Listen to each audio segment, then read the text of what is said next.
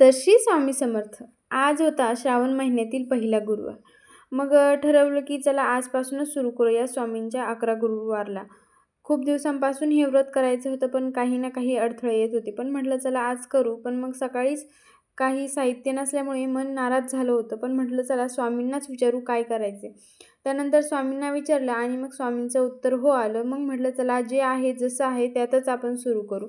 म्हणून मग जितकं साहित्य होतं त्यातच सुरुवात केली. मग मस्त अशी पूजा वगैरे मांडून घेतली. त्यानंतर फुलंही आपल्या घरच्या झाडांचेच होते ते वगैरे वाहून घेतले. त्यानंतर संकल्प केला, ही पूजा कशासाठी का करते त्याचा संकल्प केला. त्यानंतर मग लगेच माळ जप करून घेतला.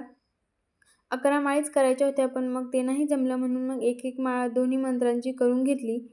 आणि मग लगेच पुढचं म्हणजेच श्री स्वामी चरित्र सारामृताचे 1 ते 21 अध्याय पूर्ण वाचून घेतले.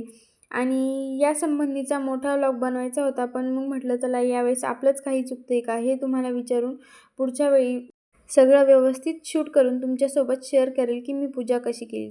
मग स्वामींची व दत्तात्रयांची आरती करून पूजा संपवली. आणि व्हिडिओ कसा वाटला ते कमेंट बॉक्समध्ये नक्की सांगा. तोपर्यंत श्री स्वामी समर्थ.